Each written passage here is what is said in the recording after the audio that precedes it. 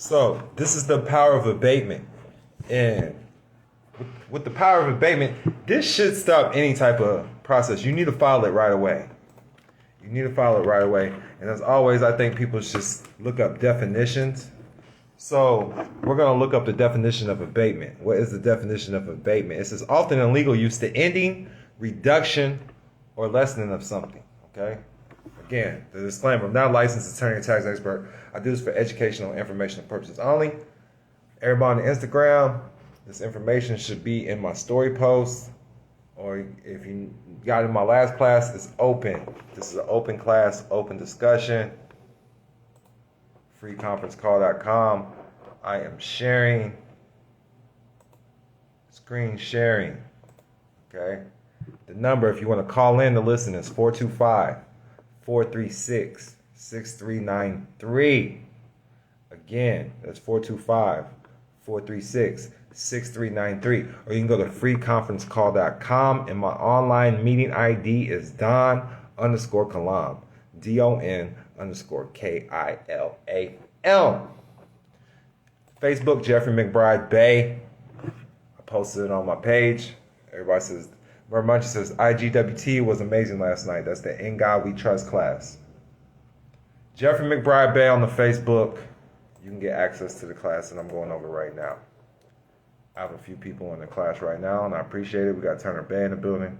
We had Asia in the building. I don't know where she went. But now we're going over the power of abatement.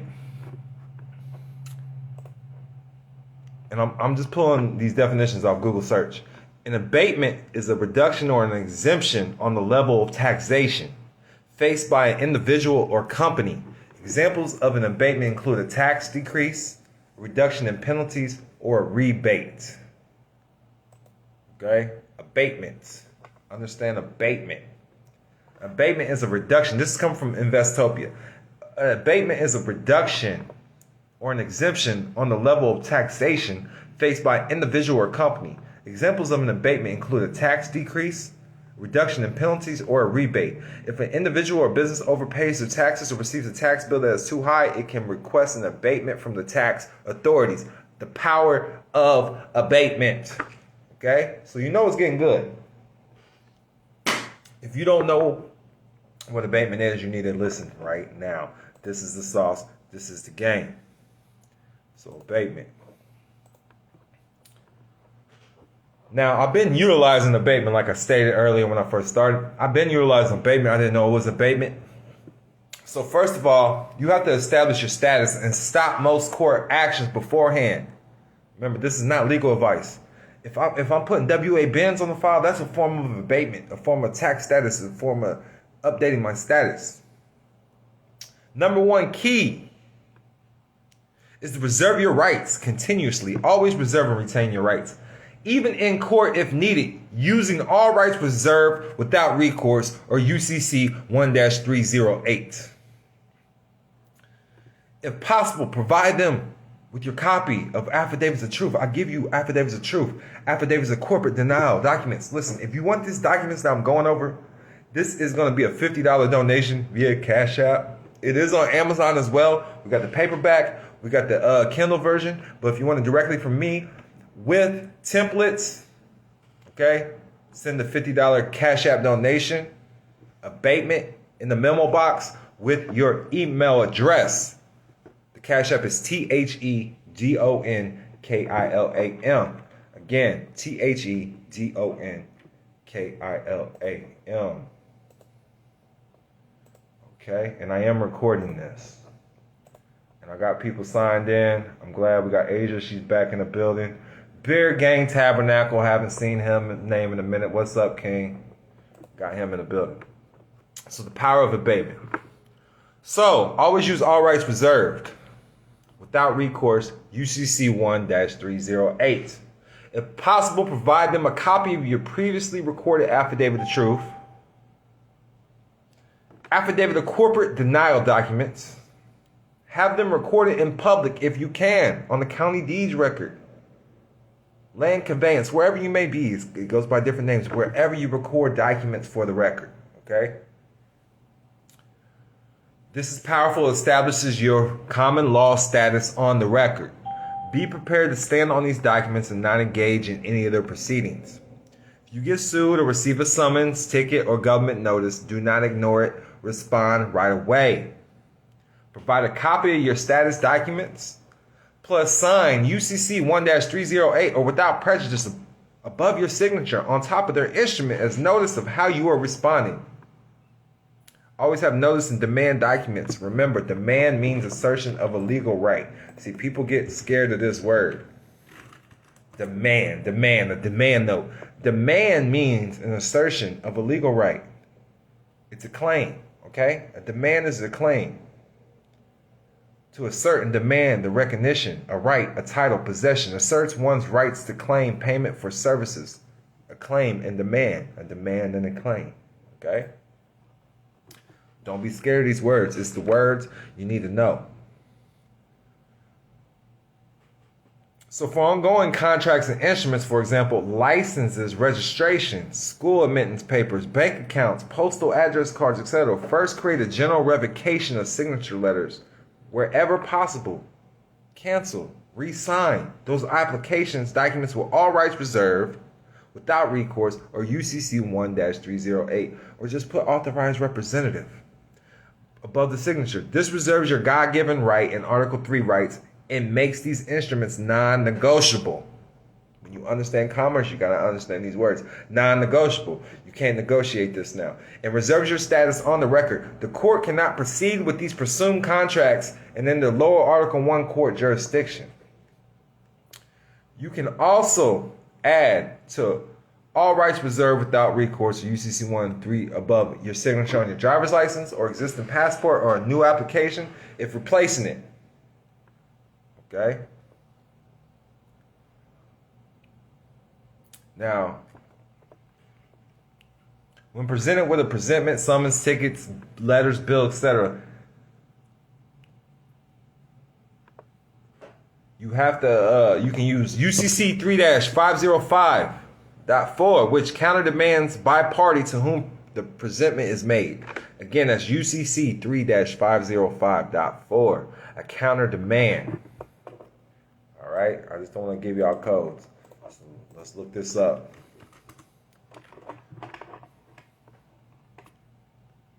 Talked about a Lodio title as well.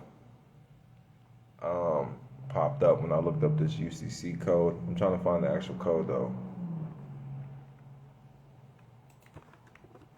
Let's just do 3-. Evidence of dishonor and negotiable instruments, okay? The rights of a party, okay? We got evidence of dishonor, a book of record, payer bank, collecting on banks, purported stamp, or writing of the jaree, the payer bank. This is a document regular in form as provided, which purports to be a protest. Okay, evidence of dishonor, UCC 3-505.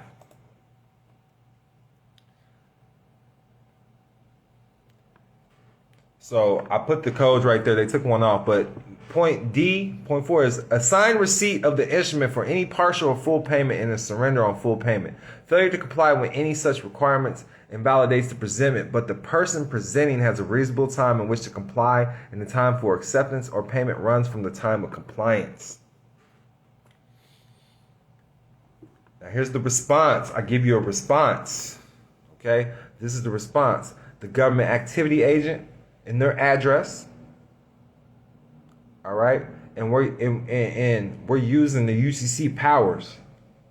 We find this document unconscionable under UCC 2-302. I do not and will not accept the liability associated with a compelled agreement of any unrevealed commercial benefit. You have to understand this. These things are unrevealed commercial benefits, and you're accepting liability when you don't know how to correct your status correctly. So this is conditional acceptance starting off. All right. Now, I need y'all to understand this. Notice of mistakes are another way to start the abatement process. All right. You get the notice of abatement, the memo of law, and the denial of corporate existence starting off. So there are many that believe, hear me out now, Now, it's important. This stuff's important, but not at first. You got to understand what's going on at first. You have to establish status. You have to establish status, or they're not going to hear you out. They're not going to listen. See, I don't care if you file things special appearance or not. If you didn't have your status updated, they're not going to accept your paperwork. If you didn't have your status and correct it properly through abatement, okay? And remember what abatement means, because we understand that all courts are tax courts. I need y'all to understand that. All courts are tax courts. So before we even keep going further, let me go ahead and bring this up. I say this in every video, so I apologize if you're not new to me. But repetition is key. Repetition is key. So I apologize if you're not new to me, but repetition is key. Understand this. Court. Court means any court created by the Congress of the United States, excluding the United States Tax Court. So, if they don't have permission from Congress, then this is a tax issue. So where's your delegation of authority order from Congress or the Supreme Court? It's that simple. And if they don't have one, then it's a tax issue. I need y'all to understand that. And what is abatement? What is abatement? Abatement is a reduction or an exemption on the level of taxation faced by an individual or company. So we're going in there. If you understand how to update your status correctly, I like going in there. We don't go in there from the trust standpoint, but the trust owns our business because we need a pass-through entity that the courts are going to overstand in this corporate world. So we use our name as an LLC, as the pass-through entity, so the courts can understand, hey, I'm the authorized member of this LLC. This is a tax issue, correct? I'm here as an authorized representative trying to get here. So, boom, here's why we're not liable for this. Through the power of abatement. And abatement is a reduction or exemption on the level of taxation. So I'm on an individual or a company. So I'm proving why, hey, I'm tax exempt.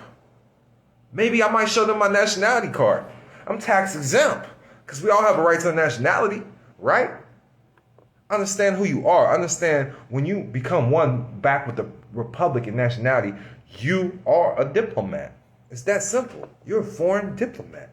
But you got to understand the law. You got to understand what's going on. You got to understand that you're a secure party creditor. When you're a secure party creditor, then we can file for abatement. Let me know that this makes sense. If you're watching along on the live on IG, let me know this makes sense. Put it makes sense in the chat. Let me know where you tuned in from. If you're following along in this class and you can type in the chat, there's not a lot of people. We got a handful of people.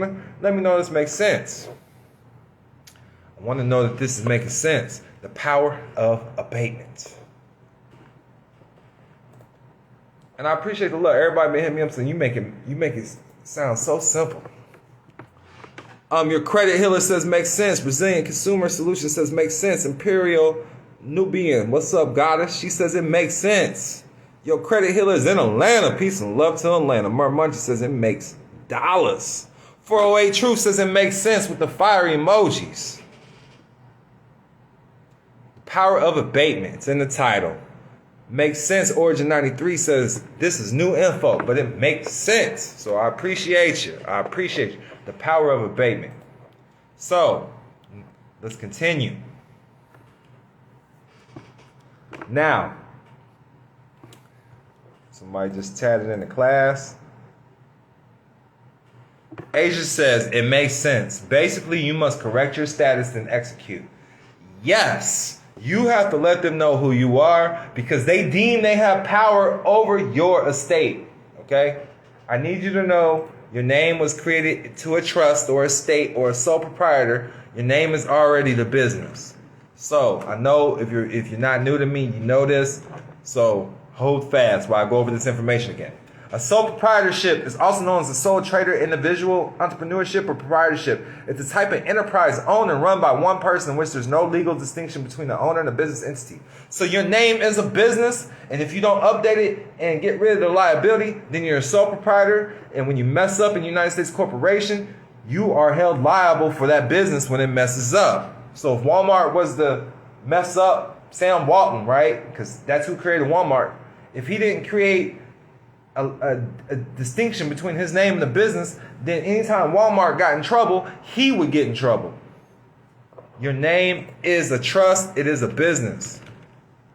And it's not hard to prove. Who owns the U.S. national debt? You can go there. You can search it. Go to thebalance.com. Go to Google. And you'll see that the Social Security Trust Fund owns most of the national debt, which is equivalent to $21 trillion. And it's managed through the U.S. Treasury and the Bureau of Public Debts. Well, it's $22 trillion now. $22.3 trillion debt is held by the public now. Your name's the business. So understand how to break free from that liability. If you're dealing with the United States corporation, so you're dealing with the corporate world. A person is a corporation, period. It's a sole proprietorship that's under subsection 10 of 28 U.S.C. 3002. Then when you go down further, you see that the United States is a federal corporation. So you got to learn how to play the corporate game. Everything's based off full faith and credit. The live person can have money. It's all business. Cash rules everything around you. You have to look at this as business. It's all a tax issue. Now, if you don't assess the tax, then you're gifting your credit from the Social Security Trust to these corporations. It's a gift. You're a charity now. So you got to learn how to make it an LLC. And these are all private businesses that they're creating on your behalf. Some people call them constructive trusts because that's truly what they are. They're expressive, constructive trusts that you created verbally with your mouth or your signatures. Okay? Understand that all commerce is business, yes. So, notice of abatement, the memo of law on the denial of corporate existence. You file this with the clerk of courts. The clerk handles the money. Every court is a bank. Bank means bench. Understand that. I'm breaking down keywords. Look up BANC definition. And this is real words. You've seen banks named BANC. So look, bank. The bench on which the judge of a court sits is en banc, or less commonly en banco. In full court with full judicial authority sittings en banc. Used of a court held by such a number of judges as constitute a quorum. Bank, bank, same thing. Clerk. Clerks are CPAs. These are tax experts. CPAs. Accountants. Let that sink in. Every court clerk is an accountant. Why would a court case have an accountant? Because every attorney is a debt collector. It's that simple. Do some more research if you don't believe me. Bar card, British Credit Registry. What are they registering? They're registering your account from the Social Security Trust Administration. I don't know how much simpler I can break this down now. I'm giving you the sauce for the Lizzo. So if you find this information valuable, you already know what to do. Drop a donation on the Cash App.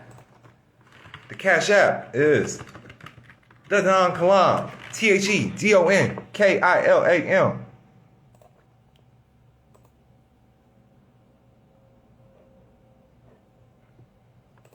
All participants are muted, and they can unmute themselves. My apologies. I heard somebody breathing. My bad. Put back in lecture All mode. participants are muted. Now, back to the topic. So, you file this with the clerk. Certified mail. Make sure they sign your contracts when they receive it. You know who's receiving it. Corporations, they'll send you anything. We need to know who's signing this, who sent this, and who's accepting it.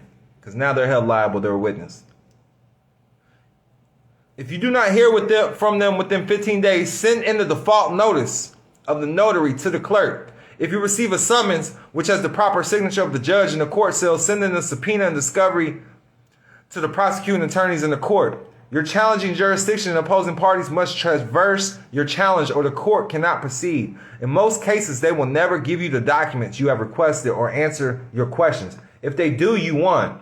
The people granted authority to the state legislation to adjudicate only a few matters. Action at law, actions in equity, actions under the rule of necessity, military, admiralty was demanded to the federal government, and the states are supposed to have no authority to legislate in this jurisdiction. There was a time when someone of harm would file a tort at law. Moreover, the nature of action governed the laws of procedure. If there was a breach of contract, then this was an equity matter. If the aggrieved party could allege a tort breach of contract, this matter was moved from the equity side of the court into the law side.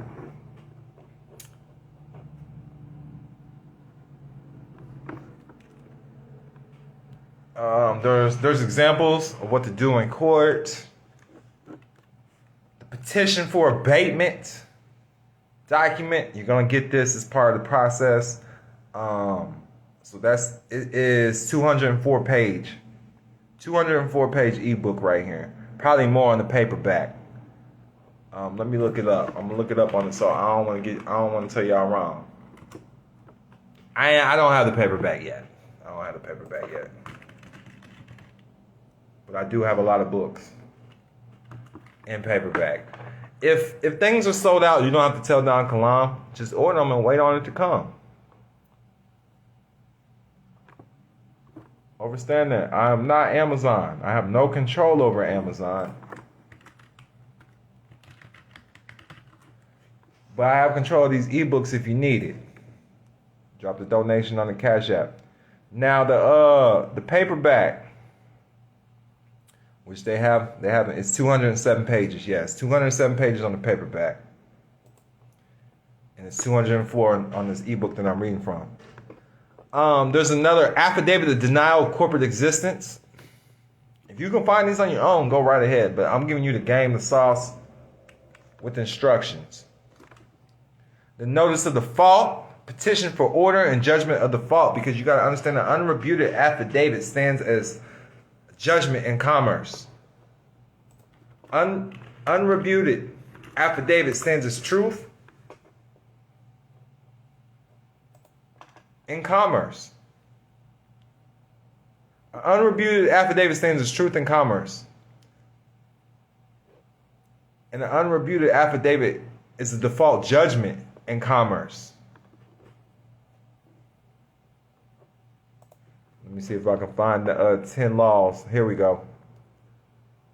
An unrefuted affidavit stands as the truth in commerce, and an unrefuted affidavit becomes a judgment in commerce.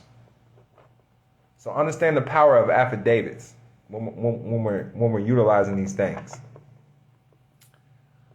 And then, but you can't enforce your claims if you're not sending the petition for order and judgment of default.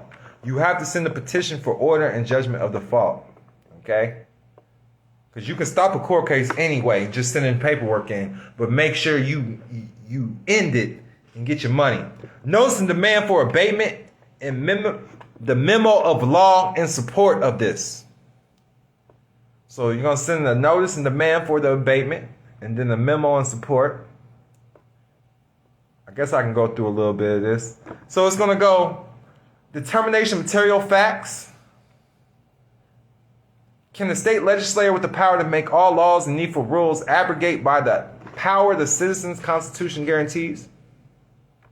The accused is possessed of all rights. All right, understand what's going on. Absent of a verified complaint, it's going to break down. They can't get around this. This is all I'm saying. This is exposing their fraud, similar to a letter of rogatory, but this is what's really going on with tickets, court cases, pleadings, how to administer the oath of office. And then there's a letter directly to the judge. And you're contesting the bill of pains and penalties that have been placed upon the all caps name. But we're going to say it's our business. That's how I rock. It's not my name. It's my business. Why you in my business? We're going to send a letter to the clerk of courts. You have to address all parties. A notice and demand for abatement. Remember what I said about demand. Okay? Notice and demand for abatement. They can't get around these arguments. They can't get around these facts that we're dropping. All right? It's a lot of paperwork. But we're going to break down the definitions of travel. The term travel and traveler are usually construed in a broad and general sense so as to include all those who rightfully use the highways when being reimbursed for expenses and who have occasionally to pass over them for purpose of business, convenience, or pleasure. Traveler, one who passes from place to place, whether for pleasure. They can't hamper your right to travel. Travel, to journey or to pass through or over as a country, district, road, etc. To go from one place to another, whether on foot or horseback or any conveyance as a train, an automobile, carriage, ship, or aircraft to make a journey. Therefore, the term travel or traveler refers to one who uses the conveyance to go from the place to another, and included all those who use the highways as a matter of right. Notice that in all these definitions, the phrase for hire never occurs. The term travel or traveler implies by definition one who uses the road as to move from one place to another. Therefore, one who uses the road in the ordinary course of life and business for the purpose of travel and transportation is a traveler. The term driver, in contradiction to traveler, is defined as driver, one employed in conducting a coach, carriage, wagon, or other vehicle. Bover's Law Dictionary. Notice that the definition includes one who is employed in conducting a vehicle. It might be self-evident that this person could not be traveling on a journey, but is using the road as a place and conduct of business. Operator. Today we assume that a traveler is a driver, and driver is an operator. However, this is not the case. Traffic. Having defined the terms automobile, motor vehicle, traffic, driver, and operator, the next term to define is traffic. So I'm just letting y'all know we are breaking down everything in this abatement. There's no way, if you understand what's going on in this and you fall back in the jurisdiction, it's because you're not listening, you're not paying attention. Understand these definitions. License. It seems only proper to define the word license, as the definition of this word will be extremely important in understanding the statutes as they are properly applied. The permission by competent authority to do an act which without permission would be illegal, a trespass, or a tort. Leave to do a thing which licensor could prevent. In order for these two definitions to apply in this case, the state would have to prove the position that the exercise of a constitutional right to use the public roads in the ordinary course of life and business is illegal. A trespass or a tort which the state could then regulate or prevent. This position, however, could raise constitutional questions, as this position could be opposed to fundamentally constitutional law. In the instant case, the proper definition of a license is a permit granted by an appropriate governmental body, generally for consideration, to a person, firm, or corporation to pursue some occupation or to carry on some business which is subject to regulation under the police power. The definition will fall more in line with the privilege of carrying on business on the streets. Most people tend to think that the licensing is imposed by the state for the purpose of raising revenue, yet there may well be more subtle reasons contemplated. For though when one seeks permission from someone to do something, he invokes the jurisdiction of the licensor, which in this case is the state. In essence, the license may well be seeking to be regulated by the licensor. Breaking down what a license is. It's a right to carry on business on the streets. Police power. Breaks down the police power. Is there threat and danger? Does a regulation involve a constitutional right? Is the regulation reasonable? It has to be an emergency. It's that simple. They're public servants. Is this an emergency? It's that simple. Due process. Breaking down due process. You have the right to due process and regulation.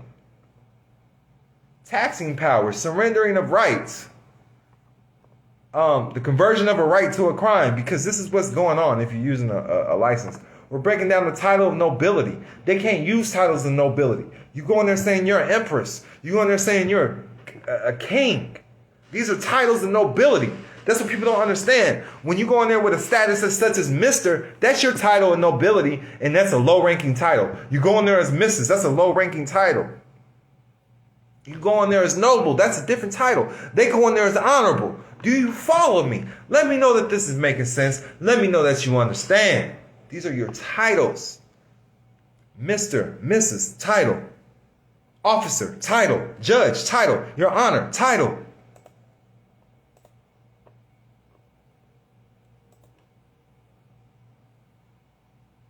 If you have questions over status correction, then you need to become a member. I teach this to my members. I do basic status correction classes and advanced status correction classes for DONKILAM.com members. Go to my YouTube. If you still need help, then you need to become a member and book a coaching call. It's that simple. We're going over abatement today. I done went over status correction for the last 5 years. If you still know status correction, then you need a book of call with DONKILAM. If you're new to this, watch my old videos. If you still need coaching on status correction, then you need to become a member. Because I give you the game away free. It's that simple. You have to apply it or pay for coaching. Declaration. All right. Defendant notice to abate in the memo of law and support. I'm going through this quick because this is a lot of paperwork, okay? Now, I want you to know, you do not have to use all this paperwork. But it's not going to hurt.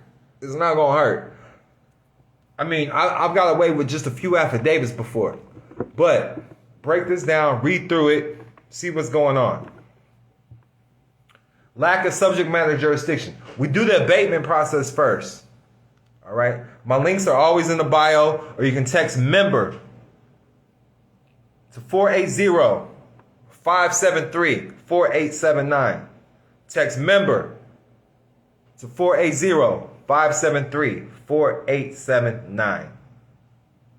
480-573-4879. Text member for more information, or my links are in the bio. My links, look in the description box of every video or check the links in the bios. It's not hard. Do not message me. Don't DM me about nothing unless you're talking about sending me some money. You're not going to like my responses. That's your warning. That's your disclaimer. I'm a busy man. I'm a busy man. I don't want to talk to you. I don't care about your problems.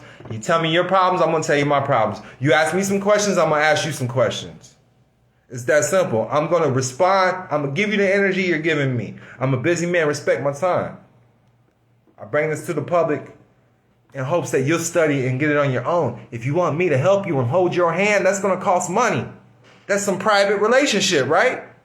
Okay, then. Let's keep going. We file affidavits. Now, I got other stuff I file for court cases, but this is just showing that you're a defendant in error, proving that it's a tax issue, and it's going to stop the courts right in their tracks. And you can file this anytime. A lot of people, like, when people say you file stuff late, listen, first of all, there's no such thing as time, so let's go there before I get to the technical rules. Nunc pro tunc, now for then. A thing is now done. So it's like, a thing is now done what should have been done on a specified date. So you can always go back in time. Secondly, there's no statute of limitations on fraud. There's no statute of limitations on newly discovered evidence. You follow me? I'm saying it again, there's no statute of limitations on newly discovered evidence. There's no statute of limitations on fraud at all. There's no statute of limitations. So I don't care if you've been charged or whatever. You can still sue them because you just discovered the evidence. That's under Rule 13, newly discovered evidence and fraud.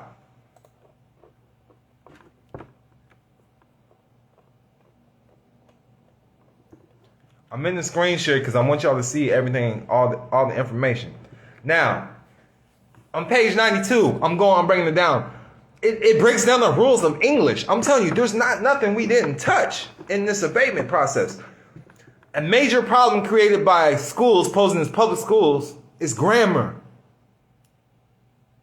and the definition of words. We're breaking that down. All right, and we're breaking down the all caps. Upper, lowercase, what is a word, what's a noun, what's an adjective. Understand what's going on, the responsive tactics and the power. We're breaking down the frauds. And these are in different ways that I've yet to see. You know, this stuff's new to me right here too. But I love it.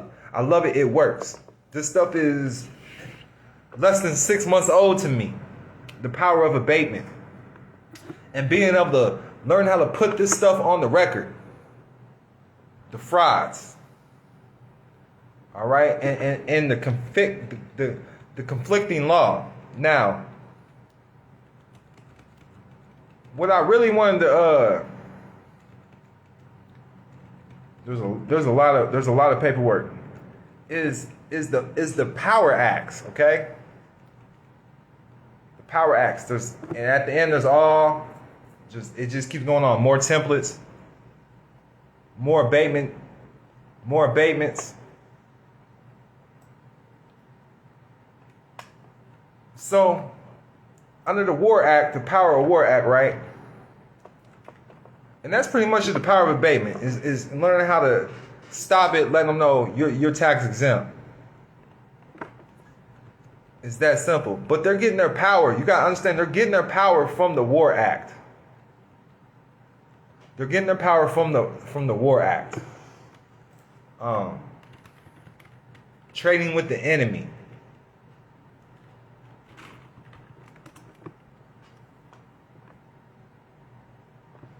The War Power Resolution 1973, also known as the War Power Act, is a congressional resolution designated to limit the U.S. president's abilities to initiate or escalate military actions abroad. That's not it. Trading with the Enemy Act 1917, and then again 1933.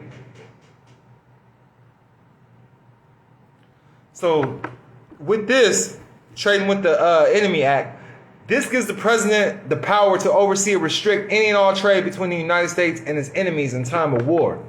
And when you're going into a court, you're trading with the enemy. It's them versus you. United States versus you. The state versus you. So you're at war with them. Okay? You're at war with them. You got to understand what's going on. And it states, this is still in force. This act established the office of Alien Property Custodian to manage the property of U.S. enemies. Patents filed in the U.S. It says by German nationals. But if you're considered an enemy of the United States and not a friend, that's another form of status correction, and I hope that makes sense. Then they have the right to manage the property of you and everything that's attached to you. And I hope that makes sense. This is why the U.S. national debt is almost 23 trillion, because they own your credit, which is considered a direct extension of you. They own your name, which is the sole prop, which is considered a direct extension of you, a replica of you, the so-called straw man. They say they own it. You're an enemy. Trading with the Enemy Act. Because if you understand that all debt is prepaid, then you understand that all debt is owed to the United States of America, because all debt is prepaid. Debt, 28 U.S.C. 3002, subsection 3. Debt means an amount that is owed to the United States. Again, debt is an amount that is owed to the United States. And what is the United States? A federal corporation. So anytime you say you owe a debt, you're trading with the enemy, you owe the United States, they can take whatever they desire from you due to the certificate of title, which is your birth certificate, the Social Security trust card you're using that account. Now they're trading with the enemy. I hope that makes sense for you guys. That's what it is. You want this ebook, it is going to be $50. Send it to the Cash App, or you can get it from Amazon, but I'll make sure I send this ebook to you directly via email. Make sure you put Abatement in the memo box and your email address in the memo box as well. Links are going to be in the description box or in the bios. With that, I'm out. Much peace and love. I appreciate everybody for rocking with me. If you're in this class right now, there's a few people in the class. I'm about to sign out. But if you're in the chat of this class, I'm about to send you this book because you joined.